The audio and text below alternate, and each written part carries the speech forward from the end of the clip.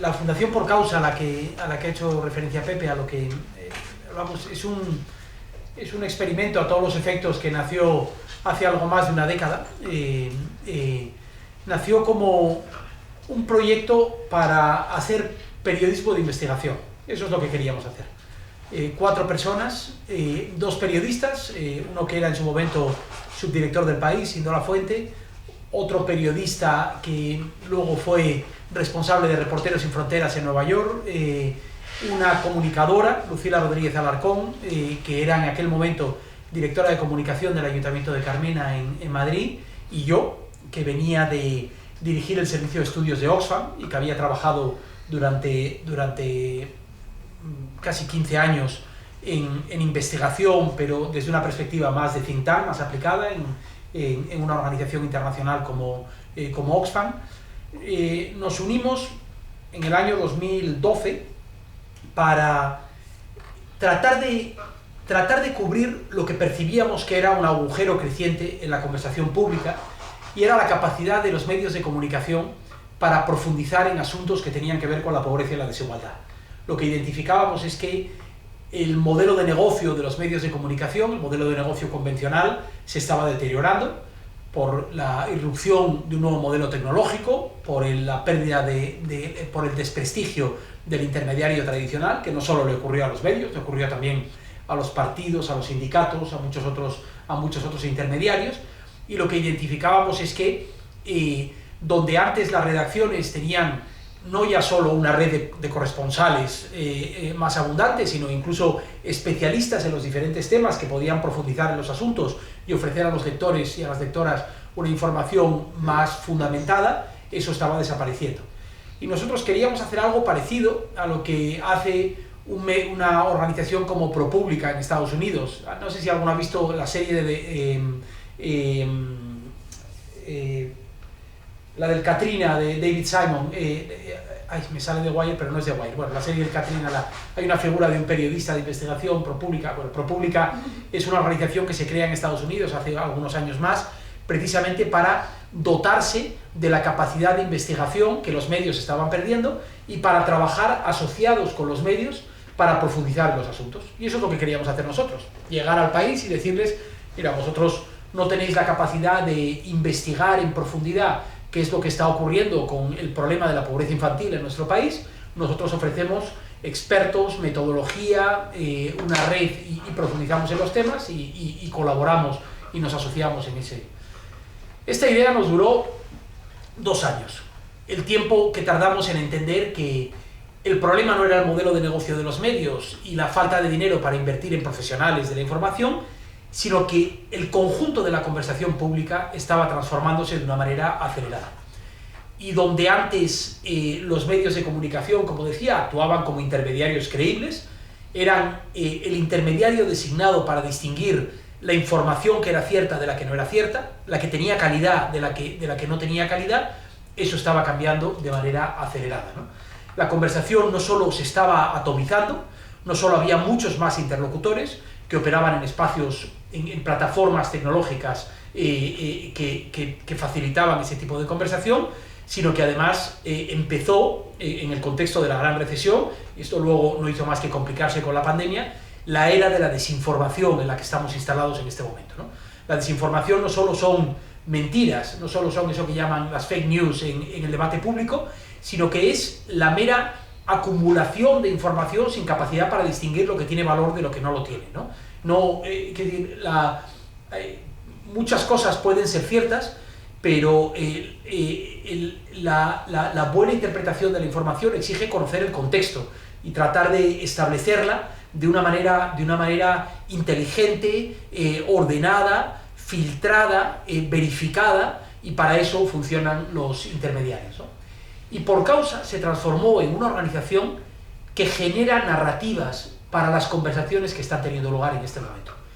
Y desde el año 2016, lo que antes era una agenda mucho más amplia, que hablábamos de pobreza infantil y juvenil, pesca ilegal en África, hicimos un proyecto en Angola en su momento, migraciones, por supuesto, y bueno, con la llegada cuando Lula Rodríguez Alarcón deja el ayuntamiento y se incorpora como directora, una de las cosas que hace ordenando nuestro trabajo es: vamos a trabajar solo en migraciones.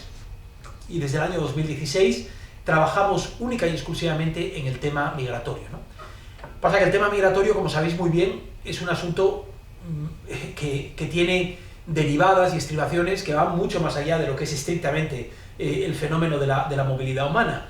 Y en este contexto político se ha convertido en la puerta de entrada de muchos movimientos nacional-populistas que, una vez que entran en el debate público, despliegan su agenda completa, su caja de herramientas completa, ¿no? Y hablan de clima, de género, de cualquier memez que se les ocurra, ¿no? Pero la realidad es que el tema migratorio constituye, yo creo que casi un símbolo de todo lo que funciona mal en nuestra conversación pública en este momento, ¿no? Y por eso, para nosotras, la aspiración es no solo influir las conversaciones existentes, y para eso sí hacemos un periodismo de investigación más convencional, y daré varios ejemplos a lo largo de mi presentación. Por ejemplo, lo que está ocurriendo con la política de control migratorio en África, con la política de control migratorio de la Unión Europea en África, o lo que está ocurriendo en Canarias, o lo que, en fin, la realidad con la que convivís. Es decir, asuntos que sí forman parte de la conversación pública de una manera u otra, sino que además, y esto es muy importante, en particular para mí como economista del grupo, nos interesa abrir nuevas conversaciones. Nos interesa desarrollar narrativas que denominamos narrativas sustitutivas, que reemplacen el discurso del odio y que lleven la conversación por otra parte, ¿no? Entonces, lo que yo os voy a presentar hoy es un relato. Lo que yo os voy a contar es mi manera, la manera que tiene por causa, pero la mía en particular, de contar el relato del fenómeno migratorio en nuestro tiempo y en nuestra sociedad ahora. Lo que vais a escuchar es una historia que posiblemente os resulte más macro, menos aterrizada de lo que vivís de manera cotidiana vosotras, ¿no? Porque vosotras estáis en la trinchera de este fenómeno, en el día a día, y en cuestiones que a veces yo creo que son mucho más tangibles de lo que a lo mejor voy a contar yo aquí, que es un relato político para intervenir en la conversación nacional, europea, global sobre migraciones, pero creo que también afecta en mucho a lo que estáis haciendo, ¿no? Por eso os pido disculpas por adelantado, por si esto suena un poco ajeno a veces, en ocasiones, a lo que estáis haciendo, pero espero que no sea así. Y lo que me gustaría es que en el diálogo que vamos a tener después tengamos oportunidad de vincular las diferentes piezas, y os agradeceré mucho también que hagáis un ejercicio casi de auditoría narrativa de lo que voy a contar. En qué medida lo que yo cuento os resuena, os parece que refleja el mundo en el que vivís, o simplemente esto es algo que está completamente fuera, ¿no? Lo que nosotros hacemos es el trabajo de por causa. En ocasiones forma parte de una conversación muy amplia. Yo publico en El País, por ejemplo, con regularidad, o en medios internacionales, o en medios de amplia difusión, digamos, y ahí participamos en esa conversación pública, pero muchas veces lo más interesante de nuestro trabajo se desarrolla casi a puerta cerrada, y en el contexto de reuniones y de espacios como este, donde la gente tiene la oportunidad de hablar, como decimos en Asturias, a calzón quitado, y donde se establecen complicidades que yo creo que son más duraderas y más firmes de las que uno puede lograr en una conversación pública, ¿no? Donde parece que todo el mundo está encastillado en sus propios silos, ¿no? Y en este sentido, pues, en fin, yo creo que ese es el interés de una conversación como esta, ¿no? Lo que voy a hacer es explicar cuál es mi punto de partida cuando yo miro el fenómeno migratorio, de dónde parto, y este es un elemento que me parece importante para establecer lo que viene después. Después haré una descripción de las características que, en mi opinión, definen el modelo de gestión migratoria, no solo en España, sino en buena parte yo diría que prácticamente en la totalidad de las grandes economías de destino de la migración.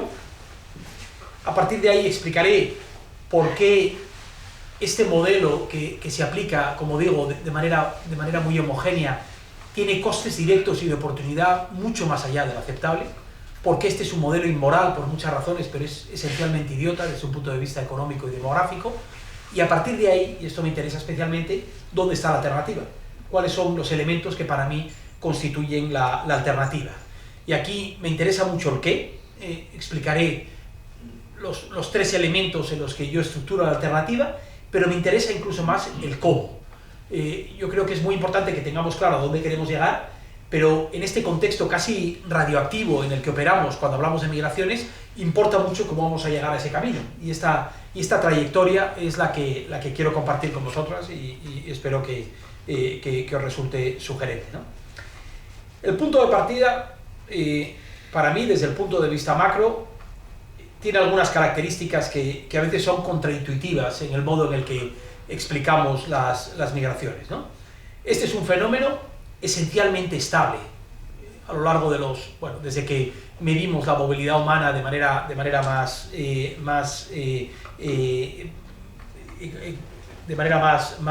detallada. Las migraciones se han movido entre un 2,5 y un 3,5% de la población mundial, ¿no? Han crecido en sus magnitudes absolutas en la medida en que la población mundial ha crecido, pero en términos relativos, el fenómeno de la movilidad humana como tal sigue siendo excepcional en el conjunto del planeta. Hay por supuesto, movilidad interna dentro de los países, pero las migraciones internacionales siguen siendo una parte pequeña, ¿no? Con una excepción, que es esta que veis aquí, que es el fenómeno del desplazamiento forzoso. La parte de la población mundial que no se desplaza en búsqueda de oportunidades económicas o con eso que llamamos las migraciones laborales, sino que constituye el fenómeno del desplazamiento que se produce para salvar la vida o para salvar los medios más fundamentales de vida, ¿no? Que en parte se produce la mayoría se produce dentro de los propios países afectados. Esta es la inmensa mayoría del desplazamiento forzoso que se produce en nuestro planeta, pero que una parte cruza una frontera. Y esos números de quienes cruzan una frontera, de quienes viven como solicitantes de asilo, como refugiados o simplemente como desplazados forzosos por razones que no están reconocidas en la normativa internacional, por ejemplo, quienes se desplazan por un shock natural extremo, por un shock climático, esa población sí ha ido creciendo, no solo en términos absolutos, sino en términos relativos también. Y en este momento yo creo que el planeta se enfrenta a una crisis sin precedentes de desplazamiento forzoso que, en mi opinión, no hará más que crecer en los próximos años, en parte derivada de algunas de las razones más convencionales que conocemos, como por ejemplo los conflictos armados, en parte, sobre todo, por la operación combinada de shocks naturales extremos, de estados fallidos y de autocracias que van a obligar a una parte creciente de la población en regiones como África subsahariana o como Asia Central a desplazarse, ¿no? Pero cuando volvemos a ampliar el foco, cuando hablamos de los 300 y pico millones de personas que viven como migrantes en el planeta y no de los 30 y algo millones de gente que viven como refugiados, en realidad la historia de las migraciones es esencialmente una historia positiva. Es una historia muy positiva. Cuando uno lo mira desde el punto de vista fiscal, demográfico, laboral, en términos de impacto en el desarrollo, en términos de el papel de las migraciones como palanca de redistribución de la riqueza global, la historia de la movilidad humana, por lo menos la historia contemporánea de la movilidad humana, es una historia esencialmente positiva, en el peor de los casos una historia neutra, cuando hablamos del impacto de las migraciones en el salario de las poblaciones de los países en los que se establece o, por ejemplo, en el incremento de las tasas de criminalidad de los países en los que se establece, ¿no? Cuando uno revisa la literatura, y aquí de nuevo me refiero a un libro que mencionábamos en la charla de ayer, el de Hein de Haas, el mito de las migraciones, me parece que se llama en castellano, y por qué, bueno, no sé si habéis tenido oportunidad de verlo. Hein de Haas es un investigador holandés que lleva muchos años trabajando en este ámbito. El libro elige un formato narrativo muy convencional y, en mi opinión, equivocado, que es primero plantear el mito y después desmontarlo, pero cuando tú ya has planteado el mito, te has colocado en el marco narrativo de la otra parte, pero sin embargo yo creo que es un libro extremadamente pedagógico, bien informado, que hace un buen repaso de la literatura y de lo que conocemos sobre estas cuestiones, ¿no? Y ahí, en fin, resume algunos de los argumentos que os estoy contando y que tiene que ver con el impacto de las migraciones desde el punto de vista económico, en tasas de criminalidad, en salarios y en otros, ¿no? Y hay un ámbito, este sí, en donde yo diría que, como dicen los americanos, el jurado está reunido todavía, ¿no? Y es en el impacto sociocultural de las migraciones, algo que vosotros conocéis, que conocéis muy bien, ¿no? Y esto es perfectamente subjetivo. Hay quienes pensamos que sociedades más diversas son sociedades mejores y que las sociedades evolucionan y que el mundo en el que vivimos hoy, el mundo en el que viviremos dentro de unos años, se transforma del mismo modo que la sociedad de nuestros padres no se parece a la sociedad de nuestros abuelos, y que esa transformación, cuando se produce de una manera ordenada, sobre la base de derechos y sobre la base de una integración mutua, de una asimilación mutua, no de una parte con respecto a la otra, sino de una transformación mutua de las sociedades, lo que viene después es mejor. Seguro es diferente, pero en mi opinión es mejor, ¿no? Pero hay quien piensa que no es así. Hay quien piensa que una sociedad que no sea esencialmente blanca o en donde no haya una homogeneidad socioreligiosa, por ejemplo, es una sociedad condenada a la disgregación, a la disolución, ¿no? Y esto no solo lo piensa gente de ultraderecha, lo piensan, por ejemplo, pensadores del desarrollo como Paul Collier, el economista británico de Oxford, que escribió un libro que se llama Éxodo, donde habla de las migraciones excesivas, ¿no? El propio Hein Haas plantea un argumento muy polémico y, en mi opinión, interesante, aunque no lo comparto, y es el multiculturalismo como una forma de apartheid light. Así lo llama él en el título de su... Es un tema que quizás podemos discutir después, ¿no? Pero cuando yo analizo como economista el conjunto del fenómeno, como digo, lo que veo es una historia esencialmente positiva. Y hay un tercer factor de ese punto de partida que me parece fundamental, y es que la movilidad humana responde a incentivos y a pulsiones perfectamente racionales y reconocibles que tienen muy poco que ver con las razones por las que opera la política pública habitualmente, ¿no? Cuando nosotros escuchamos a nuestros gobiernos hablar de migraciones, lo describen como un fenómeno, como si esto fuese un grifo que uno puede abrir y cerrar a placer, ¿no? Donald Trump dice, frenaré las entradas por la frontera, deportaré a 14 millones de migrantes sin papeles en nuestro país. El gobierno dice, la frontera será más permeable o menos permeable de acuerdo a... Y cuando uno analiza las razones por las que la inmensa mayoría de quienes se desplazan lo hacen, en realidad se da cuenta de que responden a incentivos que escapan en buena medida al control último de los gobiernos.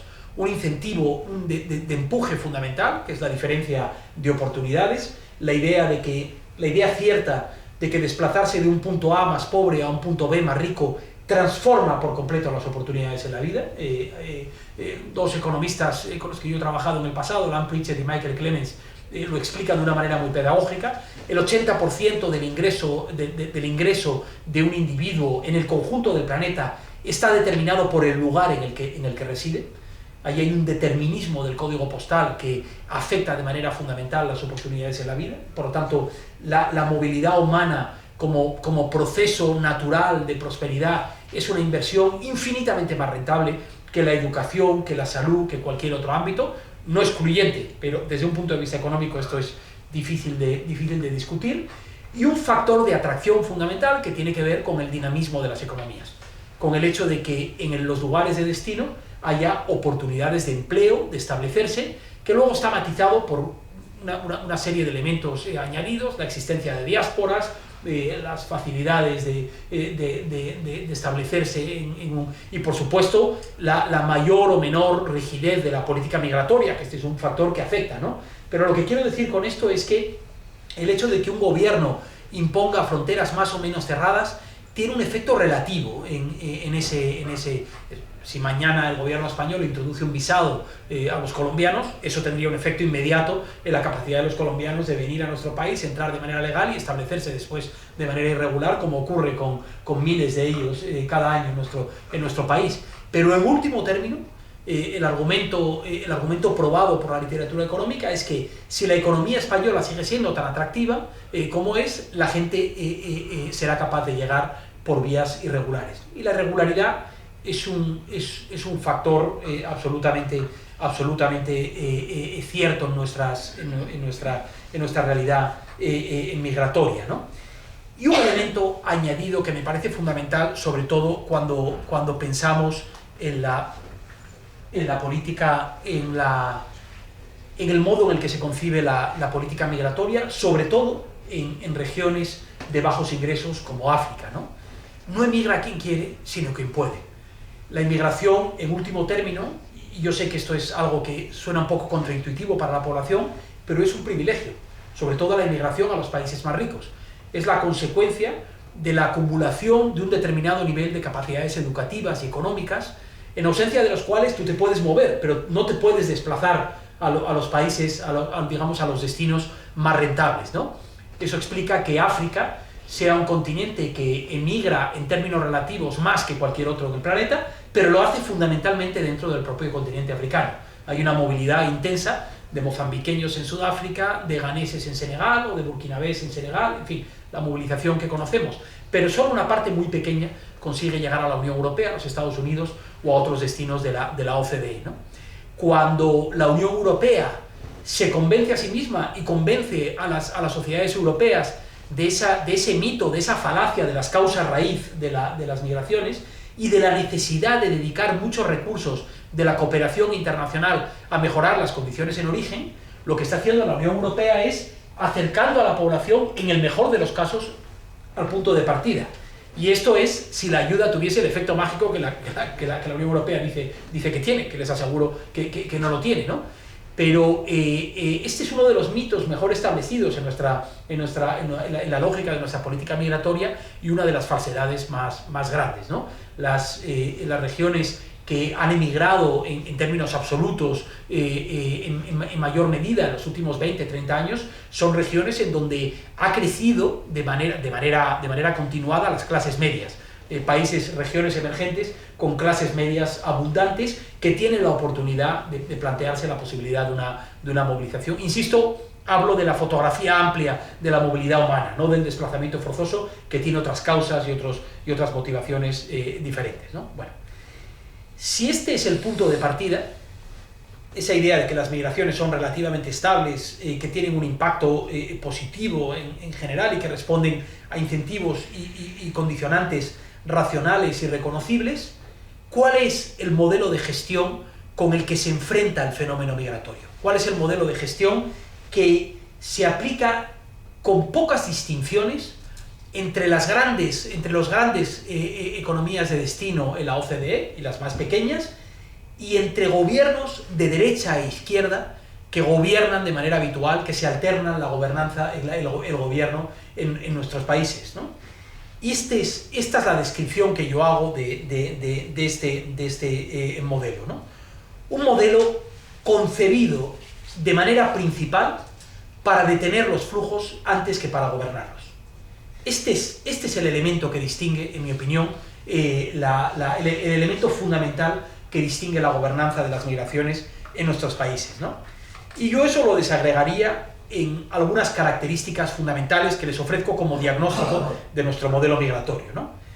La movilidad humana concebida como un problema, bien porque es una amenaza, este es el argumento de la derecha, nos invaden, son un problema para la seguridad. Les invito a que consulten en algún momento la actividad parlamentaria de Vox en este ámbito. Yo estoy suscrito a una página que se llama ¿Qué hacen los diputados?, donde recibo cada día todas las iniciativas parlamentarias en algunos ámbitos que me interesan. Vox, de manera continuada, hace lo que se denomina spam parlamentario. Y lo que hace es identificar cualquier posible delito en donde haya intervenido un extranjero y hacer preguntas de manera continuada al gobierno, o coger una pregunta que es: ¿qué va a hacer el gobierno para detener la invasión de inmigrantes ilegales que afectan a la seguridad y hace 14 preguntas en 14 ciudades de España, y el gobierno se ve la obligación de contestar. También el gobierno va aprendiendo en esa. Pero esto es como funciona esa. Hay una parte de nuestra sociedad que considera que la migración es una amenaza para nuestra seguridad, para nuestros salarios. Los sindicatos actúan de manera explícita, declarando la migración como una amenaza para los intereses económicos de los trabajadores en nuestra sociedad. Pero hay otra parte, yo diría que una buena parte de la izquierda, una buena parte de las ONGs, la comunidad de la que yo procedo de desarrollo, que considera la migración un problema también, esta vez como tragedia, no como amenaza, ¿no? La migración como una tragedia que hay que evitar. hay que ayudarles a no emigrar. Hay una lógica neocolonial, una peste neocolonial detrás de todo esto, absolutamente vertical. El migrante exclusivamente como una víctima que debe ser rescatada, el migrante como resultado del Salvador blanco, de la Salvadora blanca en ese sentido, que a mí me provoca un rechazo, además en el contexto del debate político que está teniendo lugar ahora sobre la decolonialidad del desarrollo y de la ayuda, que yo creo que tiene una importancia enorme, ¿no? En último término, como amenaza o como tragedia, la migración queda reducida a la caricatura de problema, a fenómeno que hay que evitar. Hay que parar a la gente o hay que ayudarle a que no venga. Pero no tenemos que espolear un fenómeno que en último término es una amenaza para quienes se desplazan, para los países en los que estamos, para los países de origen que sufren otra vez el mito de la fuga de cerebros. Esa es la idea, la primera característica fundamental. La segunda característica fundamental de este modelo es que es, desde el punto de vista económico, un modelo de puerta estrecha y semicerrada. Un modelo que opera de espaldas a esos incentivos racionales que describía al principio, ¿no? Da igual que España sea un país en donde hay una carencia casi estructural de mano de obra en muchos sectores, desde la baja cualificación a sectores de alta cualificación. Da igual que nuestro gobierno se perciba a sí mismo o sea percibido fuera como uno de los gobiernos más progresistas en materia de migración en este momento en el contexto europeo. Si os fijáis, ninguna de las reformas que ha introducido, de las 3 reformas que ha introducido este gobierno en el reglamento de extranjería, está relacionada con incrementar el tamaño de la puerta, con conseguir que haya mayores oportunidades de una migración legal, segura y ordenada a nuestro país, que rompa la microgestión obsesiva del mercado de trabajo donde operan los extranjeros. En ningún otro ámbito de la economía se permitiría al gobierno ingerir de la manera en la que ingiere en los mercados de trabajo donde operan los extranjeros. En cualquier otro ámbito de nuestra economía se consideraría una absoluta aberración que un empresario tuviese que embarcarse en un procedimiento de 9, 12 meses para contratar a alguien en origen, a quien no conoce, a una persona que necesita, pero que no tiene la oportunidad de venir con herramientas que están en nuestro reglamento, como el visado de búsqueda de empleo, para racionalizar el mercado de trabajo en este sentido, ¿no? Y es un fenómeno que es una fábrica de inmigración irregular. En la medida en que tú tienes una economía atractiva operando en paralelo con una puerta estrecha, esto supone una invitación directa a que la gente llegue de manera irregular. Y francamente, en fin, hay que ser idiota para no darse cuenta de esto, porque cuando el gobierno permite a quienes constituyen hoy el 90% de los flujos de inmigrantes irregulares en nuestro país, que es población latinoamericana, llegar sin un visado y establecerse con modelos de irregularidad sobrevenida en nuestro país, es que el gobierno sabe perfectamente lo que está ocurriendo y este es el modelo de facto que opera en nuestro país.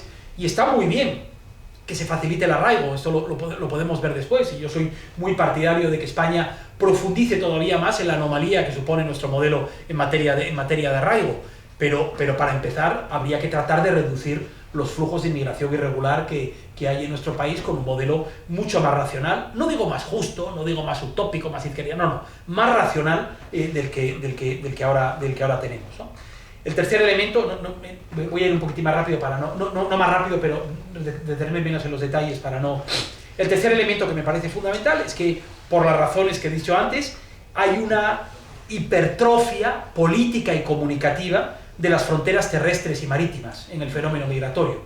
Hablamos de manera continuada de lo que ocurre en la frontera sur de nuestro país, en la frontera este de la Unión Europea, en Canarias, cuando en realidad el fenómeno migratorio es esencialmente un proceso infinitamente menos espectacular, menos dramático, mucho más ordenado, por esa lógica de orden, por esa lógica un poco tramposa de orden de nuestro sistema, y la migración es un fenómeno que ocurre, no digo que no ocurra en la frontera sur, lo que ocurre en la frontera sur es muy importante, es un desafío humanitario de primer orden, y en mi opinión es un fracaso de nuestras administraciones en la manera en la que está ocurriendo ahora, pero no deja de ser una parte menor en términos de la magnitud del fenómeno migratorio en nuestro país, y sin embargo esto es lo que cuenta a la hora de establecer la narrativa de las migraciones, ¿no?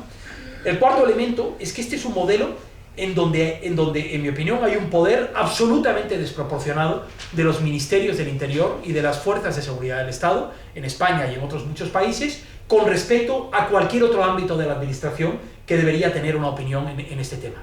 Por lo menos, esto debería ser un triángulo relativamente equilibrado entre quienes tienen la responsabilidad de garantizar el control de nuestras fronteras. Esto es una obligación casi existencial de un Estado, y está muy bien que el Ministerio del Interior tenga una opinión en este sentido, pero a partir de ahí hay todo un ámbito de la administración que tiene que ver con el mercado de trabajo, con las políticas de inclusión, de integración, de gestión de la sociedad, donde participáis muchos y muchas de vosotros, y hay una tercera pata que se suele olvidar, que es la que tiene que ver con las políticas de desarrollo, en mi opinión. Yo creo que una buena política migratoria debería incorporar un componente fundamental con las políticas de cooperación, no para evitar que la gente venga y ayudarles a no emigrar, sino para ayudar a gestionar este sistema de manera mucho más inteligente de lo que ahora hacemos, ¿no? Por ejemplo, llevando a escala esas políticas de contratación en origen, que no son la única solución, pero que son parte de la solución, ¿no? De nuevo, si ponemos a gendarmes al volante de la política migratoria, los gendarmes tienen unos incentivos, ¿no? Y si hay un ámbito de nuestra política pública en donde existe una estabilidad pasmosa entre gobiernos, da igual que sean de derecha o izquierda, ese es el ámbito de interior. Lo fundamental en interior no cambia, y esto no ha hecho más que solidificarse a lo largo de los años, ¿no? Y lo que estamos viendo es, por ejemplo, una política de externalización de fronteras absolutamente criminal, ilegal a todos los efectos, puesta en marcha por estados de derecho perfectamente operativos como el nuestro en la frontera sur de la Unión Europea o en la frontera este de la Unión Europea. Y un último elemento que me parece clave es que esta combinación de factores ha permitido la consolidación y la expansión de lo que nosotros hemos denominado la industria del control migratorio. Un entramado, un ecosistema de empresas, instituciones, organizaciones también, ONGs, que están haciendo mucho dinero a partir de este modelo de control migratorio y de gestión de las migraciones. Dinero legal. Esto es un negocio legal. No estoy hablando de las mafias, que también están creciendo como consecuencia de este modelo de gestión de las migraciones, sino un modelo perfectamente legal, en donde empresas como Eulen, como Telefónica, como Indra, están haciendo verdaderas fortunas con la expansión de lo que antes constituía un territorio fundamentalmente de la defensa, que ahora se ha trasladado a la gestión de las fronteras. Parte de esto tiene que ver, por ejemplo, con la militarización de Frontex, un entramado que antes era una agencia de gobierno y de gestión de las fronteras, que se ha convertido ahora en una agencia de control de las fronteras, crecientemente militarizada, crecientemente vinculada a la industria de defensa y de seguridad, y esta es una industria que, como en otros ámbitos, el de la defensa, el farmacéutico, gasta mucho dinero y mucho esfuerzo en asegurarse de que las cosas continúan como están. Y los lobbies de la industria del control migratorio son lobbies ciertos, que han influido de manera determinante el Pacto de Migraciones y Asilo en la Unión Europea y que tienen una influencia, en mi opinión, de nuevo, desproporcionada en la conformación de nuestras políticas migratorias, ¿no? En último término, este es un diagnóstico con una narrativa espectacular, problematizante y securitaria de las migraciones. Un modelo, esto es absolutamente central, un modelo caótico, que vendiendo orden ofrece caos. Ofrece caos en las rutas de llegada a la Unión Europea. Esto es lo que una compañera de Por Causa, Cristina Fuentes, ha acuñado con el término de verticalización de las fronteras, ¿no? Este es el caso de la política migratoria española, pero podríamos plantearlo en otros ámbitos, ¿no? No solo hablamos de fronteras horizontales, la valla de Melilla, el mar, sino que hablamos de fronteras verticales, de todos los pasos que nuestros estados van dando para asegurarse de que los flujos migratorios son controlados en tránsito y en origen. Y cuando damos estos pasos, lo que hacemos es colaborar con regímenes autocráticos o con dictaduras que van a hacer todo lo que sea necesario para evitar que esos flujos sean detenidos en tránsito y en origen, ¿no? Las investigaciones que hemos hecho, esto tiene que ver con ese periodismo de investigación al que me refería al principio, han probado que el gobierno español colabora con el gobierno de Mauritania, por ejemplo, en lo que se llaman los abandonos en el desierto. Migrantes malienses que son detenidos en España, depositados en Mauritania y después por la policía llevados al desierto y abandonados en el desierto. Otras investigaciones periodísticas han identificado casos muy similares en el desierto de Argelia por parte de las autoridades tunecinas. La detención en centros de internamiento, de tortura y de secuestro como los de Libia, un país con el que Italia hace acuerdos en este sentido. La vulneración de todas las reglas de los estados de derecho de la Unión Europea en lo que se está haciendo en la frontera. Las rutas son rutas caóticas, porque cuando hablamos de estas fronteras verticales, lo que estamos viendo, aquí tenéis tres fronteras en tres etapas diferentes de la expansión de la política migratoria, pero en realidad las rutas hacia España son para mí un ejemplo casi un epítome del modo en el que los flujos se van adaptando con naturalidad a los controles que se establecen. Las rutas se hacen más largas, se hacen más caras, las rutas se encanallan como consecuencia de nuestra política migratoria, pero las rutas no se frenan. Al final lo que estamos haciendo es tratar de ponerle, de tapar con las manos fuentes de agua, ¿no? Ese caos se traslada también a nuestras propias fronteras. Yo creo que lo que está ocurriendo en Canarias es caótico. Es el resultado de un fracaso de un Estado perfectamente operativo, de 49 millones de personas, la 14ª economía más importante del mundo, incapaz de atender las necesidades de un puñado de miles de niños que llegan a nuestras fronteras, por hablar solo de los niños y no de otra. Realmente España es incapaz de gestionar a 3.000 niños solos que han llegado a Canarias. Realmente España necesita pasar por el espectáculo de enfrentamiento entre las administraciones, la carrera que pudimos ver bochornosa, el castigo electoral y mediático a ayuntamientos como el de Mérida o como estoy seguro ayuntamientos en el País Vasco que hicieron lo correcto en su momento cuando se trató de este asunto. Realmente como sociedad no podemos hacer las cosas mejores que todo eso. Cuando yo pienso en una crisis migratoria, pienso en República Centroafricana o en el Chad, que están acogiendo a parte de los 2,5 millones de sudaneses que han salido huyendo de la guerra, de la nueva fase de la guerra civil en el Sudán, ¿no? O el campo de Dadaab en Etiopía, o los campos en Kenia, o los cerca de 5 millones de sirios que llegaron a Turquía en el periodo posterior a la guerra. Eso es una crisis migratoria. Lo que nosotros tenemos es un desafío de primer orden, pero no es un desafío inmanejable, y sin embargo hemos logrado que esta lógica narrativa convierta nuestras fronteras en espacios, como digo, de castigo colectivo, ¿no? Lo que ocurrió en Melilla en el año 2022, hace algo más de 2 años, con la masacre de 100 migrantes, 26 de ellos reconocidos y el resto enterrados en fosas comunes en Marruecos, con la complicidad de las autoridades de 2 países, de España y de Marruecos, es el fracaso de un Estado de Derecho. Es el caos en la frontera. Y la irregularidad, lo que ocurre dentro de nuestros propios países, es caos también, porque la economía informal es caos, porque la irregularidad es vulnerabilidad de los derechos fundamentales. Es el hecho de que una mujer violada no se atreva a ir a una comisaría a denunciar. Es el hecho de que niños que viven en situación de pobreza y exclusión vean su vulnerabilidad multiplicada por el hecho de vivir en una familia que no tiene papeles, o ellos mismos no tener papeles, ¿no? Incluso con las garantías básicas que concede España en este sentido, y que en el caso del País Vasco están reforzadas con el acceso, por ejemplo, a algunos mecanismos de protección que en otras comunidades no están reconocidas, ¿no? La irregularidad es caos. Un sistema que fomenta la irregularidad, que lo permite, que lo alimenta, es un sistema caótico, ¿no? Por eso, para mí, cuando describimos este modelo de gestión migratoria, a mí me hace mucha gracia que nuestros gobiernos pongan tanto empeño en vender orden cuando lo que nos están ofreciendo es caos, ¿no? Y este elemento es absolutamente fundamental desde una perspectiva narrativa, y esto lo repetiré después al final, porque si miráis cuáles son las contestaciones de la opinión pública cuando hablan del fenómeno migratorio, la gente no quiere menos migrantes, no te dice hay que detener a la gente en la frontera, la gente lo que quiere es orden. La gente le alarma el caos que se produce en la gestión de nuestras... Y esto es cierto en España, como es cierto en la...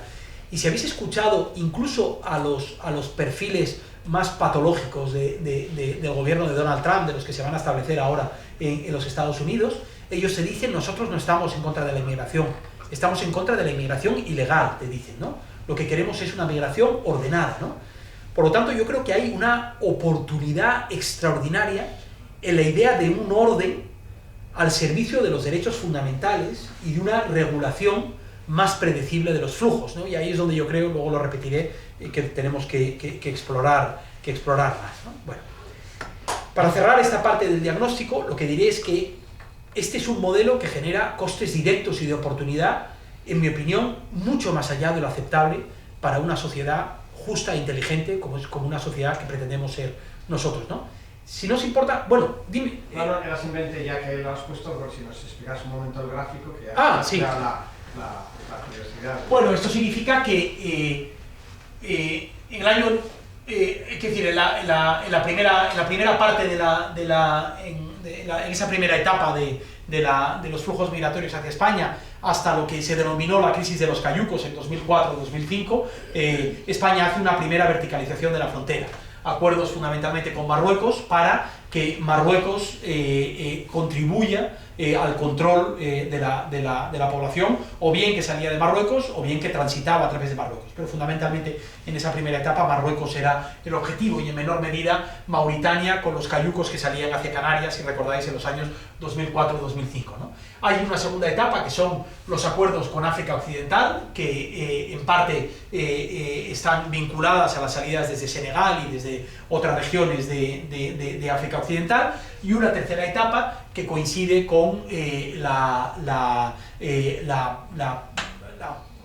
crisis de acogida de la Unión Europea entre los años 2013, 2014 y 2016, en donde ese modelo que se plantea en España, que se acuña en España durante los años 2005, cuando Rubalcaba firmaba acuerdos de repatriación y de control migratorio en el reverso de los acuerdos de cooperación, un modelo que concibe España y que en aquel momento es muy criticado por la Unión Europea. La Unión Europea empieza a enviar inspectores para ver en qué medida eso afectaba a los derechos de los que se movían. Después, durante la crisis de acogida de 2014, la Unión Europea no solo lo replica, sino que lo lleva a escala. Y hay el acuerdo de La Valeta en el año 2015, el pacto de Rabat, el acuerdo con Turquía y todos los elementos que tienen que ver. Esa es la externalización. Entonces, os decía, este es un modelo que en mi opinión genera costes directos y de oportunidad mucho más allá de lo aceptable, ¿no? Un modelo en el que algunos pierden todo. Las cifras de muertes en la ruta y en el mar son difíciles, pero son meras estimaciones, pero todas ellas hablan de cifras acumuladas por encima de las 20.000 personas en los últimos 20 años en nuestras fronteras, pero que a partir de ahí, en fin, el catálogo de consecuencias de este modelo es casi interminable. Las torturas a las que son sometidos los migrantes en países como Libia o en ciudades como Agadez, en Níger, la arbitrariedad de los estados de derecho, por ejemplo, con el encarcelamiento de niños que son tratados como adultos en Canarias, otra investigación que hemos publicado nosotros recientemente, o con la arbitrariedad de las detenciones sin que deriven en una deportación en países europeos o incluso en España, en centros de internamiento de extranjeros. La condicionalidad en nuestra política exterior, el hecho de que lo que nosotros podemos hacer o podemos exigir en el norte de África está condicionada por acuerdos de control migratorio, en donde países como Marruecos o como Argelia, como Mauritania, tienen la sartén por el mango. Es muy difícil tratar de exigir a Marruecos libertad de prensa o protección de los derechos fundamentales o avances en la democratización del país, cuando la Unión Europea está financiando a esos mismos gobiernos para que hagan lo contrario en sus políticas migratorias, ¿no? Pero esto es algo que, en fin, es posible extenderlo casi a donde queráis, ¿no? La credibilidad de la Unión Europea, la negociación de un acuerdo como el del alto el fuego de Gaza, está absolutamente determinada por el modo en el que la Unión Europea opera en su política migratoria y hace acuerdos con países que están directamente involucrados por ese conflicto, ¿no? La contaminación de las agencias de cooperación. Hace poco publicamos una investigación en El Confidencial sobre el modo en el que la FIAP, la segunda agencia de cooperación más importante de España, está haciendo el trabajo sucio para los ministerios del Interior en países como Mauritania. en políticas en donde la cooperación se solapa con el control migratorio de una manera obscena e intolerable.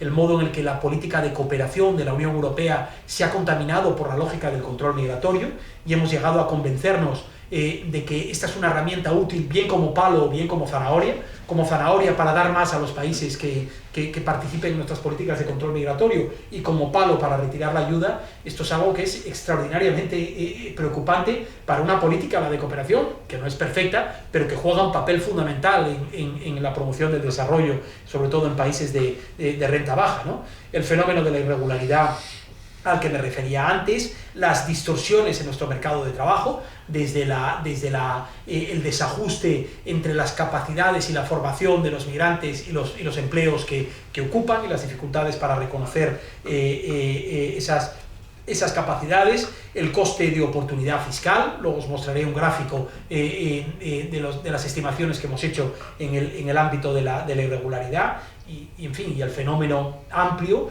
estructural, de las carencias de mano de obra en el mercado de trabajo, no solo de España, sino en el conjunto de la OCDE, que se van a ir haciendo cada vez más graves a medida que vayamos entrando en el invierno demográfico en el que estamos establecidos, ¿no? Por lo tanto, y este es mi argumento fundamental hoy aquí, necesitamos una alternativa, necesitamos algo mejor que lo que tenemos. Necesitamos un modelo de gestión de las migraciones no solo más justo, sino fundamentalmente más inteligente, más racional del que ahora tenemos. Entre otras cosas porque, como decía al principio, en el fracaso de nuestras políticas migratorias nos estamos jugando mucho más que las políticas migratorias. El fenómeno del aumento de los partidos de ultraderecha y del nacionalpopulismo en Europa, en los Estados Unidos, ha venido derivado en buena parte, del debate migratorio, pero una vez que se establecen, sus efectos tienen consecuencias mucho más allá del debate migratorio. Lo vamos a ver en el debate fundamental de los derechos sexuales y reproductivos en la Unión Europea, en las negociaciones del clima y en la posición que adopten los Estados Unidos en el próximo año, en el hecho de que un friki antivacunas vaya a ser el próximo secretario de salud de los Estados Unidos. Esto es real y esto se deriva en parte del modo en el que Donald Trump consiguió hacer de la cuestión migratoria uno de los grandes argumentos, migraciones y economía, los dos grandes argumentos de su campaña electoral, ¿no? Para mí, la alternativa, y este es el punto de partida, y ahora definiré algunos de los elementos fundamentales, la alternativa pasa por una reconsideración de nuestro contrato social, una reconsideración del modo en el que nuestras sociedades han decidido vivir juntas, operar, sobre la base no solo de una combinación de valores, que es importante, sino también de intereses. Y esto afecta a algunos de los argumentos fundamentales de la reforma migratoria, ¿no? Y ese contrato social creo que debe ser reconsiderado en los ámbitos nacionales, en nuestro propio Estado, pero también en ámbitos supraestatales, en la Unión Europea y en el conjunto del planeta, ¿no? La reforma para mí, y entro en la segunda parte de mi presentación, la reforma para mí debe plantearse en tres frentes fundamentales y complementarios entre sí. Y luego, si queréis, los voy a describir con un poco más de rapidez, pero luego, si queréis, entramos en detalle. El primero es evidente: frenar la erosión del sistema de protección internacional, que está en este momento claramente amenazado. El modelo establecido después de la Segunda Guerra Mundial, con la Convención de Asilo y Refugio del año 51 y su aplicación después en el año 67, es un modelo imperfecto por muchas razones, como sabemos, pero es el mejor modelo que como comunidad internacional hemos encontrado a lo largo de nuestra historia para tratar de proteger a gente que huye de sus países por una serie de razones identificadas en la Convención, ¿no? Ese modelo ahora no solo está amenazado en estados frágiles o en países donde no se respetan los derechos más fundamentales de los migrantes o de los asilados, sino que está amenazado en el propio contexto europeo. El Pacto de Migraciones y Asilo de la Unión Europea es un artefacto policial, en mi opinión, que va a tener efectos muy deteriorantes en el modelo de protección internacional de la Unión Europea. Pero es que en estos mismos días hemos escuchado al gobierno polaco, al liberal, al bueno, no al ultraderechista, sino al de Donald Tusk, decir que va a introducir una congelación del derecho de asilo en su país, ¿no? Y hemos visto a la Unión Europea fracasar de manera palmaria en grandes crisis de desplazamiento forzoso como la de Siria, y triunfar en otras como la de Ucrania, pero no en la de Siria, ¿no?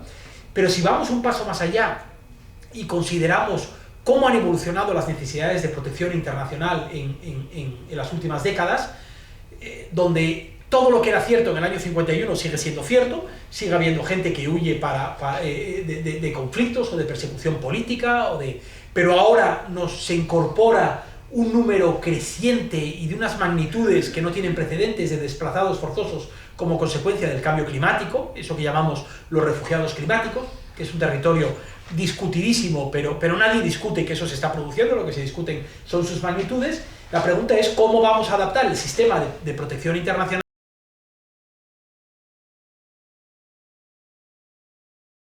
a este nuevo formato de desplazamiento forzoso. Y esta es una discusión ética, desde luego, pero puede ser una discusión legal tan relevante como la que se ha producido en otros ámbitos, porque cuando pensamos en los tres grandes pilares de las negociaciones del clima, el de mitigación y el de adaptación están claros, pero el de pérdidas y daños, el que habla de la compensación a los países pobres por unos problemas que hemos generado fundamentalmente los países ricos o las economías emergentes, yo diría que la obligación de acoger a gente que huye, a veces huye directamente para salvar sus medios de vida. No hablo de las islas del Pacífico que se están inundando, sino también no sé si alguien ha tenido oportunidad de visitar Mauritania en los últimos años. Yo hice una investigación para UNICEF donde en los países del Sahel existe un fenómeno que se llama el soudure en francés, que es un fenómeno de sequía que se produce durante varios meses al año. Cuando yo visité algunas de las regiones del centro de Mauritania más afectadas y del sur de Mauritania, esa sequía se había extendido durante 2 años completos, lo cual había obligado a poblaciones nómadas a desplazarse a la costa, a Nouakchott y a Nouadhibou, y eso había tenido a su vez un efecto dominó en otra parte de la población que había emigrado, ¿no? Ese desplazamiento es real, está afectando a la seguridad alimentaria, a la seguridad fundamental de poblaciones de decenas, de centenares de millones de personas en Asia, en África, en Centroamérica, en las regiones más vulnerables al cambio climático, ¿no? Por lo tanto, hay una discusión fundamental sobre el futuro de nuestro modelo de protección, sobre cómo salvaguardar lo que tenemos y cómo adaptarlo a las necesidades de protección del siglo XXI, ¿no? El segundo gran ámbito, el que a mí personalmente más me interesa como economista, tiene que ver con la necesidad de incrementar, tanto en forma como en magnitud, las vías legales, seguras y ordenadas de movilidad laboral. Eso que afecta al 80% de los flujos que se desplazan, ¿no? Aquí tenemos un problema, y es que no existe un buen referente, no existe un referente único al que podamos mirar. No es la Finlandia de la educación, ¿no? Aunque me dicen los educadores que Finlandia ya no es el modelo, pero no tenemos un país al que mirar y decir estos son los que lo hacen bien, ¿no? Porque en realidad, como os decía al principio, este modelo migratorio roto se aplica de manera muy homogénea en prácticamente el conjunto de los grandes países de destino, ¿no? Pero lo que sí tenemos es una multiplicidad de buenas prácticas en contextos tan diferentes como el de Nueva Zelanda, Canadá, Alemania, Colombia, Uganda, España, por ejemplo, con su modelo de arraigo, ¿no? Es decir, es posible identificar buenas prácticas en muchos países que pueden ser replicadas y llevadas a escala. Es posible hacer un ejercicio de innovación de políticas públicas y de innovación de instituciones sobre la base de experiencias probadas en contextos que son muy diferentes, ¿no? Creo que en este sentido tenemos la oportunidad de aprovechar esta transición demográfica de la que habla. Esta es una organización que se llaman los Labor Mobility Partnerships, los partenariados de movilidad laboral con los que yo colaboro. Esto es una organización que se crea en Estados Unidos a partir de un think tank de desarrollo, que lo que hacen es identificar buenas prácticas de movilidad laboral, de contratación en origen, sobre todo de población de bajos recursos, y que lo que hacen es replicarlas después. Y trabajan como brokers, como intermediarios para los gobiernos, para facilitar algo que muchas veces los gobiernos no tienen la experiencia de hacer, y esto es algo que ocurre en España, por ejemplo, ¿no? Pero básicamente esto es una serie de datos que cuentan una historia fundamental. Y la historia fundamental es que los países más desarrollados del planeta, el conjunto de los países de la OCDE, lo cual incluye algunas grandes economías de renta media como México, por ejemplo, nos enfrentamos a lo que los demógrafos llaman un invierno demográfico, a un envejecimiento acelerado de nuestras poblaciones y por lo tanto a un estrechamiento de la base de la pirámide. Y eso afecta tanto a la tasa de reposición, es decir, al número de trabajadores que existen por el número de dependientes, como al incremento a veces exponencial de los gastos derivados de las pensiones y de la atención sanitaria de una población más envejecida, ¿no? Al mismo tiempo, bueno, y esto es algo que está ocurriendo también en algunas regiones emergentes fundamentales, como China o como América Latina, ¿no? Lo estamos viendo también. Pero al mismo tiempo hay algunas regiones, muy fundamentalmente África, en donde todavía el bono demográfico es evidente, ¿no? Hay una población de unas magnitudes relevantes, pero además una población creciente, joven, que va a crecer todavía, según los modelos y las estimaciones, hasta el año 2050, para los que no existen oportunidades laborales evidentes si las cosas continúan como hasta ahora. Incluso los escenarios más optimistas de convergencia de renta en el conjunto del planeta, una parte importante de la población de muchos países de ingreso bajo, es decir, va a ser una población que podría podría ayudar al reequilibrio demográfico en muchas economías de destino, ¿no? Yo no argumento con esto un gran éxodo, un gran reemplazo, que dirían los ultraderechistas, pero sí hablo de una necesidad tangible y creciente de nuestras economías y de nuestros estados de bienestar, y de una oportunidad demográfica en muchos países de origen que podrían ayudarnos a reequilibrar esto, ¿no? Y esto importa, importa como debate económico, pero importa sobre todo como oportunidad narrativa para convencer a una parte de la sociedad que a lo mejor no le entra este debate por el punto de vista ético, pero sí por un punto de vista más práctico, ¿no? Y en tercer lugar, relacionado con este elemento del incremento de las vías legales seguras y ordenadas, yo creo que hay una oportunidad fundamental relacionada con ese concepto de orden al que me refería antes, ¿no? Yo creo que mi hipótesis de trabajo, y la de algunos de los economistas con los que yo trabajo, es que un modelo más flexible sería también un modelo más ordenado, ¿no? Aquí tenemos pocos precedentes históricos, pero hay algunos que son fundamentales, como el programa Bracero en los Estados Unidos durante los años 50 y 60, ¿no? Una de las ventanas de la política migratoria estadounidense más abiertas y más flexibles, de movilidad, sobre todo entre México y los Estados Unidos, en donde Estados Unidos demostró que unas fronteras mucho más abiertas podían ser también unas fronteras mucho más ordenadas, ¿no? Y mucho mejor gestionadas, ¿no? La pregunta es, ¿cuánto de todo eso podemos hacer en un contexto de desplazamiento forzoso creciente, en donde hay mucha gente que no se va a poner a una cola para hacer esto, ¿no? Pero la pregunta es, ¿cuánto se transformaría nuestro sistema si hacemos en países como Senegal algo tan revolucionario como crear una fila y ofrecerle a los senegaleses la oportunidad de esperar para obtener un visado de trabajo, algo que en este momento no pueden hacer, porque nuestro sistema ha sido concebido para decir no, nunca, bajo ninguna circunstancia? Si lo quieres intentar, intenta un viaje de 6 meses a través de las rutas terrestres y luego cruza en un cayuco, pero nosotros no vamos a facilitar el que llegues con un visado de trabajo. Por lo tanto, recuperar y expandir el sistema de protección internacional, incrementar las vías legales, seguras y ordenadas de movilidad laboral. Tercer elemento absolutamente fundamental, y esto tiene que ver con algo que discutíamos ayer, que es optimizar el equilibrio de riesgos y oportunidades tanto para las sociedades de acogida como para las sociedades de destino, ¿no? Y me explico. Yo no quiero el sistema que tenemos. Nuestro sistema, lo he explicado por muchas razones, es un sistema roto, en mi opinión.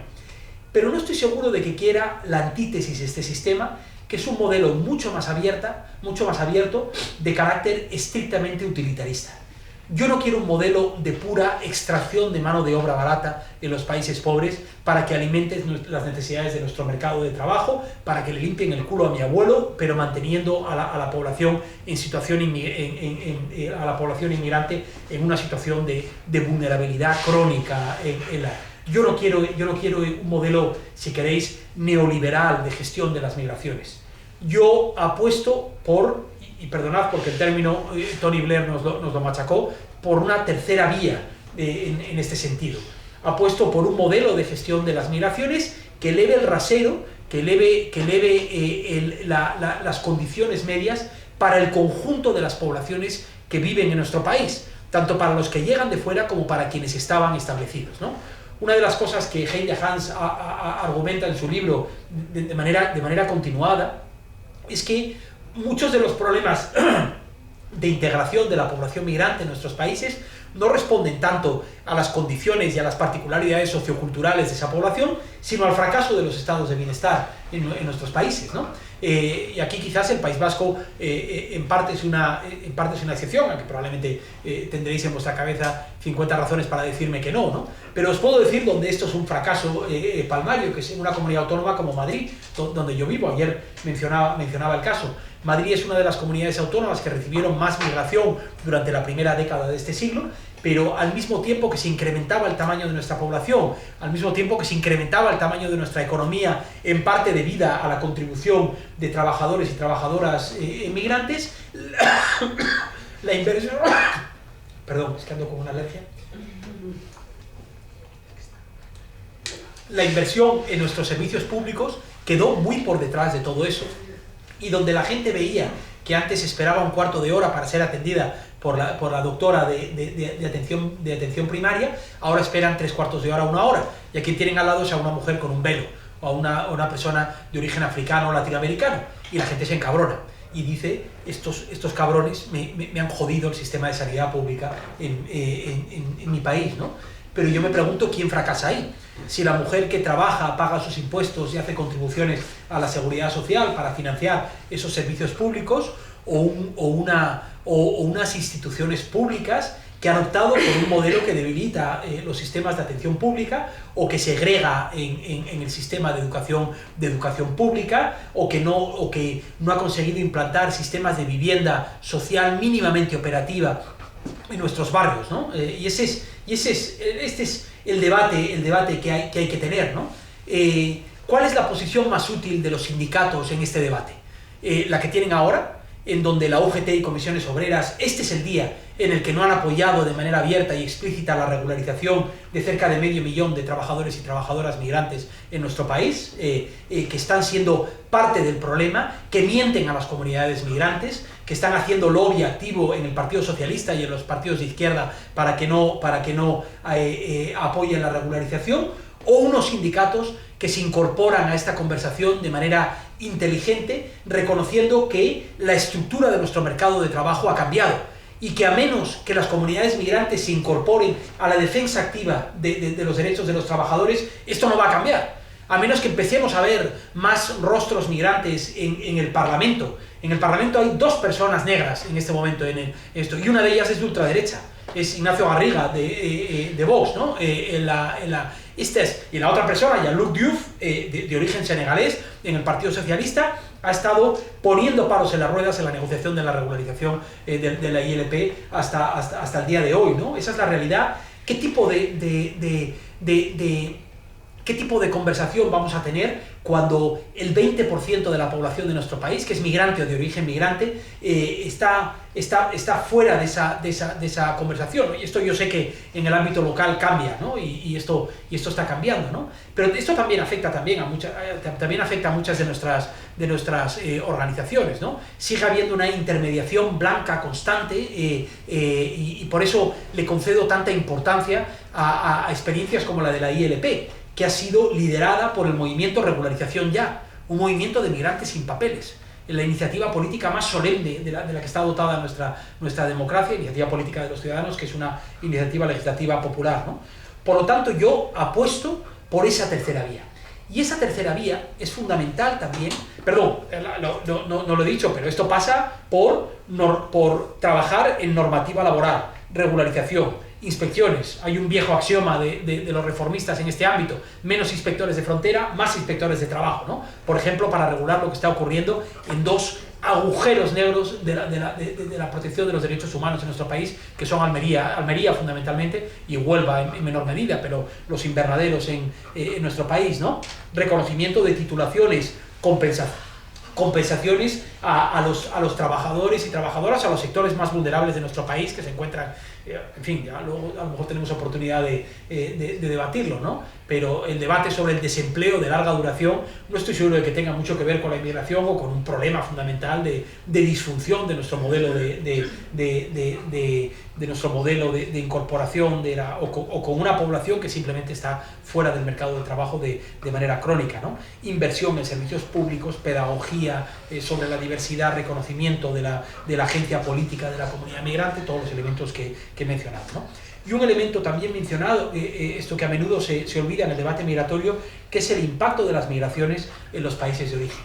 Como economista del desarrollo, no economista del desarrollo, perdón por la petulancia, como economista interesado en el desarrollo, yo reconozco en la movilidad humana una de las grandes palancas de convergencia de renta en el ámbito global, ¿no? No solo las remesas, el conjunto de los fondos que los migrantes destinan a sus países de origen triplican de manera sistemática el total de toda la ayuda al desarrollo que conceden todos los países donantes en el planeta. No solo demuestran una resiliencia extraordinaria, incluso en periodos económicos tan hostiles como el de la pandemia, sino que hay toda una serie de beneficios asociados a las migraciones en términos de remesas democráticas, de transferencia de tecnología, de conocimiento, de muchos ámbitos en donde las migraciones tienen un efecto fundamental, ¿no? Y por cierto, yo discuto mitos como el de la fuga de cerebros, ¿no? Si queréis, luego tenemos oportunidad de discutirlo después. En la práctica estos son fenómenos excepcionales que además podemos cortocircuitar con políticas relativamente bien probadas en diferentes países, ¿no? En resumen, y este es el resumen de mi receta, más migraciones, más orden, beneficios mejor repartidos. Esta es la lógica, este es el qué, ¿no? Y ahora sí termino, y perdón, me estoy yendo 5 minutos más para hablar no tanto del qué, sino del cómo, que como os decía al principio, me parece absolutamente central en este debate. Y aquí de nuevo, y perdonad, soy un poco terciario en mis presentaciones, pero yo hablaría de 3 territorios claves de trabajo: un ámbito político, un ámbito institucional y un ámbito narrativo, ¿no? En el ámbito político yo creo que hay un desafío fundamental. No sé si estáis familiarizados con el concepto de la ventana de Overton, ¿no? La ventana de Overton, los politólogos lo llaman al espacio dentro del cual se desarrolla un debate público en un momento determinado de la historia, ¿no? La ventana de Overton sobre el aborto, por ejemplo, hace 50 años estaba mucho más a la derecha, ahora está mucho más centrada, y es una ventana relativamente amplia porque en el conjunto de los actores sociales hay posiciones muy antiabortistas y muy proabortistas, es decir, es un debate relativamente extendido, ¿no? Bueno, la ventana de Overton en el debate migratorio no solo se ha ido yendo hacia la derecha de manera progresiva en los últimos años, no solo digamos, la posición establecida de prácticamente todos los gobiernos o las administraciones que tienen una posición en este ámbito se han ido yendo hacia la derecha en este sentido, sino que además la ventana se ha ido estrechando peligrosamente. Y las diferencias, yo soy incapaz de identificar diferencias fundamentales entre gobiernos de centro-izquierda o de centro-derecha a la hora de aplicar las políticas migratorias, ¿no? Diría más, yo creo que los argumentos xenófobos y racistas de la ultraderecha no han llegado al corazón de la política pública a través de sus victorias electorales, que en algunos casos ha sido así, ¿no? Meloni o Víctor Orbán, sino más bien contaminando a los partidos que gobernaban, a los partidos que tenían, digamos, una responsabilidad de gobierno, ¿no? Cuando yo miro la política que aplica, en fin, el poster boy de la progresía europea, que es el gobierno español en materia migratoria, cuando yo veo la política que aplica a la frontera sur, francamente yo, a veces, yo me acuerdo cuando antes de las elecciones de junio, que me entrevistaba a un medio alemán y me decía, ¿qué consecuencias puede tener Vox si llega al gobierno en política migratoria? Y la pregunta me pilló un poco con la guardia baja y no era capaz de decirle. Yo pensaba en la frontera y yo decía, no sé cómo Vox podría ir más allá de lo que ha ido Marlaska, la verdad. No sé qué más trapacerías se pueden hacer en la frontera de las que está haciendo nuestro... Luego pensé que Vox puede engorrinar con el padrón, puede reintroducir visados, así. Hay que decir, por supuesto que las cosas pueden ser peores, ¿no? Pero realmente es que hemos llegado muy lejos. Es que el Pacto de Migraciones y Asilo de la Unión Europea es un artefacto policial. Es un modelo concebido fundamentalmente para blindar las fronteras exteriores de la Unión Europea, que va a fracasar en esa propuesta, en mi opinión, incompetente de reparto de las responsabilidades de protección dentro de la Unión Europea. Pero sobre todo es un pacto que no habla del 80% de quienes llegan a la Unión, que son los trabajadores y las trabajadoras, en donde la Unión Europea ha declinado su responsabilidad de comunitarizar una política tan relevante como esta, ¿no? Si esto no es comprar el argumento de la ultraderecha, francamente no sé qué es, no sé qué es en este sentido, ¿no? Por lo tanto, yo creo que ahí tenemos un desafío fundamental, ¿no? Al que se añade, desde el punto de vista político, la incorporación, como os decía, de actores como los sindicatos, ¿no? En último término, yo creo que se trata de consolidar lo que yo denomino las coaliciones de improbables, ¿no? Gente que se une para trabajar en la reforma de este debate y que probablemente no se uniría en ningún otro ámbito de la política pública, y que sin embargo su combinación de valores e intereses les hace unirse en estas circunstancias, ¿no? Y aquí hay un ejemplo reciente y para mí muy relevante, que es esta iniciativa legislativa popular de la regularización. 900 organizaciones, desde la Conferencia Episcopal hasta el Soviet de Getafe. En Getafe, en Madrid, hay un Soviet. Yo no lo sabía, un día les quiero visitar, pero existe un Soviet en Getafe, ¿no?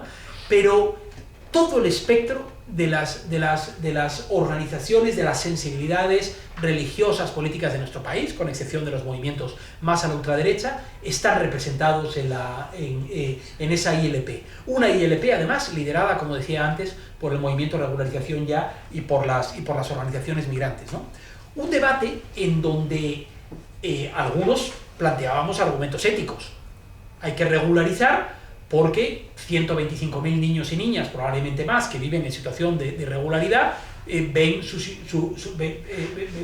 digamos, su vulnerabilidad multiplicada por el hecho de vivir en familias sin papeles.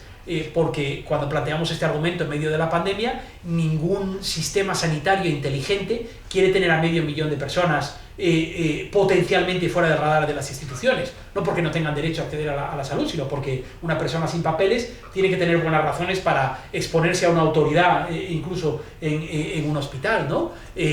Razones también políticas, como por ejemplo que de las 9 regularizaciones que han tenido lugar en nuestro país a lo largo de nuestra democracia, 5 las ha hecho el Partido Popular. Como el gobierno de Aznar, uno de los gobiernos más conservadores de nuestra democracia. Es decir, esto no es patrimonio de ningún partido.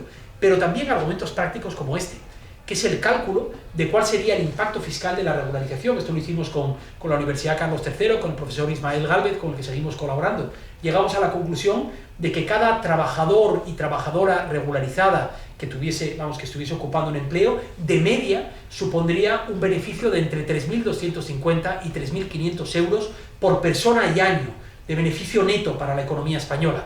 Por lo tanto, hay un negocio también para el Estado en este sentido, ¿no? Son gente que además puede incorporarse en el mercado de trabajo de manera más formal y por lo tanto jugar un papel, es decir, aprovechar en términos productivos mucho más su papel en la economía española de la que lo ocupaba en él. Estos son papeles publicados, los tenéis en nuestra página web de Por Causa, ¿no? Lo que quiero decir con esto es que al final la combinación de razones que conformaron, que sustentaron esa ILP, esa coalición de esenciales, era muy diversa. Y yo creo que este es el futuro de cualquier pacto que hagamos en materia de migraciones, ¿no? Y también desde ese punto de vista político, yo creo que hay que aceptar que este es un territorio de innovación. Este es uno de los ámbitos que, en mi opinión, mejor reflejan el mundo del siglo XXI y que está más sujeto a las reglas de hace un siglo. Y al concepto y a la mentalidad casi nacionalista del Estado-Nación de hace un siglo, ¿no? Por eso yo reprocho tanto a la Unión Europea que se haya perdido la oportunidad del pacto para comunitarizar una racionalización de las políticas de migración laboral, ¿no? Porque como ha ocurrido en otros ámbitos, como el del comercio, la comunitarización de políticas supone también una dilución del riesgo político, del riesgo electoral asociado a la toma de decisiones complicadas, ¿no? Que ocurren en este ámbito, ¿no? Y aquí, de nuevo, hay experiencias de innovación de política francamente interesantes, ¿no? Me viene a la cabeza los acuerdos globales de capacidades que está poniendo en marcha el gobierno alemán, por ejemplo, para dotarse del personal en la enfermería que necesita el gobierno alemán. Llega a un acuerdo en donde el conjunto de actores del sector sanitario alemán, público y privado, financian la formación de enfermeras y enfermeros en Filipinas.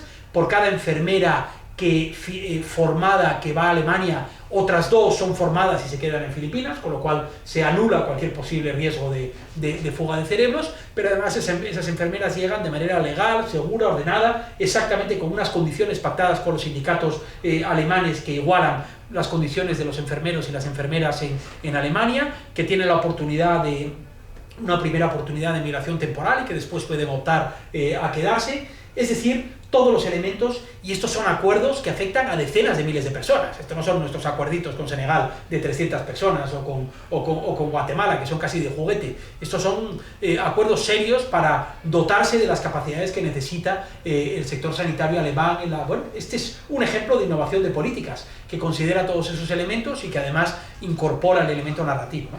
El segundo ámbito, voy más rápido que bien. El segundo ámbito es institucional y narrativo, y aquí simplemente os doy el titular. Yo aquí, en este ámbito al que le he dedicado bastante tiempo, la conclusión a la que he llegado es que necesitamos, en la generación de las instituciones que gobiernen las migraciones, aplicar la estrategia del escalador, que es avanzar un poquito, asegurar y seguir avanzando.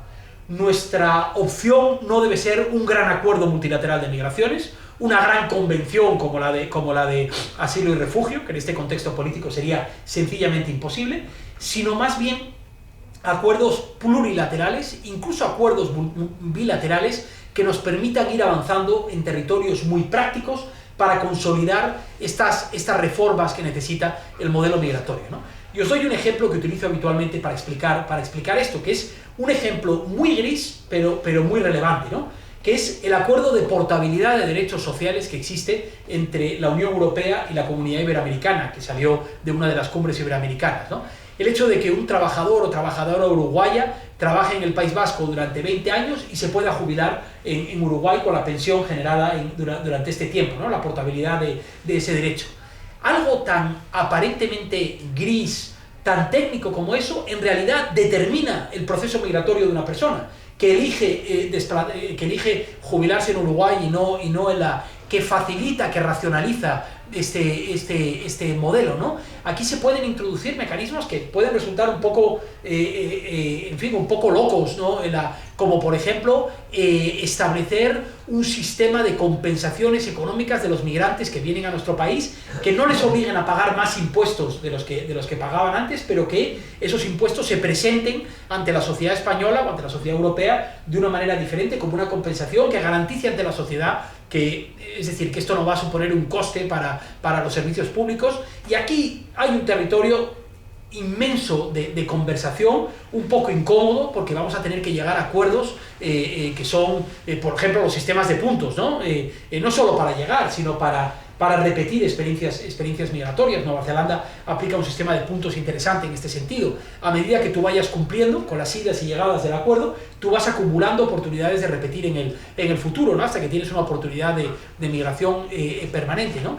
Y yo sé que estos, a quienes, en fin, tienen una posición ética más ambiciosa, les cuesta, ¿no? Pero yo creo que es, en fin, justo lo contrario de lo que hemos visto en el pacto, ¿no? Y el último elemento, o sea, político, institucional, institucional y normativo, y el último elemento es narrativo. Y aquí simplemente, quiero enfatizar algo que me parece que ha permeado mi conversación, mi explicación durante todo este tiempo. Yo considero el elemento narrativo casi el punto de partida de cualquier reforma, porque si se dan cuenta, ningún gobierno reformista tiene oxígeno electoral para llegar muy lejos en su intento de reforma. El contexto electoral es tan sumamente radioactivo, tan tóxico cuando hablamos de migraciones, que la reforma tiene muy poco espacio para la prueba y el error, ¿no? Y si hablamos de un ámbito de innovación de políticas como es el ámbito de las migraciones, la prueba y el error son inevitables, ¿no? Para mí es una condición absolutamente necesaria para crear ese espacio, ¿no? Y aquí, de nuevo, este es un desafío complejo que pasa en parte por influir las conversaciones existentes, lo decía antes, exigencia de rendición de cuentas, de transparencia. Creo que tenemos que transformar el modo en el que miramos lo que está ocurriendo en nuestra frontera sur, por ejemplo, o lo que está ocurriendo en muchos ámbitos con la vulneración de derechos fundamentales, pero que sobre todo tiene que pasar por abrir nuevas conversaciones, ¿no? Y aquí retomo, es decir, no solo se trata de hablar de nuevos temas, como por ejemplo, qué va a ocurrir con el futuro de nuestros mercados de trabajo o las necesidades demográficas de nuestras economías, sino también cambiar las voces. ¿Quién interviene en ese debate? ¿Dónde están las voces migrantes que van a hablar en nombre propio? ¿En qué momento gente como yo va a echarse a un lado para que gente migrante hable en nombre propio de lo que supone participar en primera persona en nuestras sociedades, ¿no? Y aquí retomo lo que les decía antes sobre la importancia de la ILP, la necesidad de una representación más evidente en el Parlamento, en los sindicatos, en los partidos, en donde quiera, en los telediarios, ¿no? Yo veo los telediarios y digo, ¿en qué país vivo? ¿Cuándo va a intervenir una mujer con un velo? ¿O un señor de otro color? ¿Dónde nuestras... O sea, es una sociedad que no refleja lo que... O sea, perdón, es una presentación de la sociedad que no refleja lo que somos, ¿no? Nosotros en Por Causa hemos desarrollado, pueden verlo allí, este es un ejemplo muy tonto, pero hemos desarrollado toda una metodología de narrativas sustitutivas en este sentido que trabajamos, como les decía antes, desde las conversaciones más amplias hasta las conversaciones de pequeño formato que van dotando a individuos y a comunidades y a organizaciones de las herramientas narrativas para entrar en ese debate, ¿no? Con cosas a veces tan prácticas como un curso que hicimos que se llamaba Tumba a tu cuñado, ¿no? Herramientas para participar en una cena de Navidad donde salga el tema migratorio, ¿no? Y parece un poco tonto, pero no sabéis el éxito que tuvo para mucha gente que decía, ¿qué diablos hago cuando me sale mi cuñado tarao en la cena, que empieza a decir que si violan, que si... Entonces, ¿cómo? Y son herramientas que no solo te dan datos, o sea, ahí hay unas reglas claves, ¿no? Los datos son nuestro punto de partida, los hechos son nuestro punto de partida, eso nos distingue de los mentirosos, pero los datos tienen las patas muy cortas en la transformación narrativa. Este es un debate emocional, fundamentalmente, y eso la ultraderecha lo entendió hace mucho tiempo. Entendió que hay que llegar a las emociones de la gente. Ellos llegan al estómago, ¿no? Llegan a la frustración, al miedo, a la inseguridad, y lo hacen con mucha eficacia. Nosotros tenemos que llegar a las buenas emociones, a la empatía, a la comunidad, al amor. Este es un término un poco flower power, pero que para mí es importante en este sentido, ¿no? Bueno, esto es para mí una pelota en la punta de una montaña. No hay espacio para la equidistancia. Ayer terminaba del mismo modo, porque vale igual para... La pelota va a caer en una dirección o en otra. Si no empujamos de manera decidida por la reforma de este modelo migratorio roto, yo creo que vamos a alimentar y a ser cómplices de lo que está ocurriendo ya en nuestras sociedades. Pues yo creo que las cosas se van a empeorar mucho antes de que empiecen a mejorar. Creo que Europa va a conocer tiempos mucho más oscuros de lo que se está conociendo ahora, y no pretendo ser agorero, pero creo que lo vamos a ver. Vamos a ver gobiernos de ultraderecha en Francia, en otros países, vamos a ver a un partido de ultraderecha en el gobierno de España más pronto que tarde, desgraciadamente, ¿no? Y yo creo que tenemos que estar preparadas y preparados para esa realidad. Vosotras estáis en la trinchera de este debate y estáis haciendo la política pública y aplicando la política pública. Se me ocurren pocos profesionales más relevantes en este sentido, ¿no? Así que ojalá esto que os he contado, pues en fin, para una conversación y tenga algún interés para vosotras, si no alguna utilidad lo que estáis haciendo. Bueno, gracias.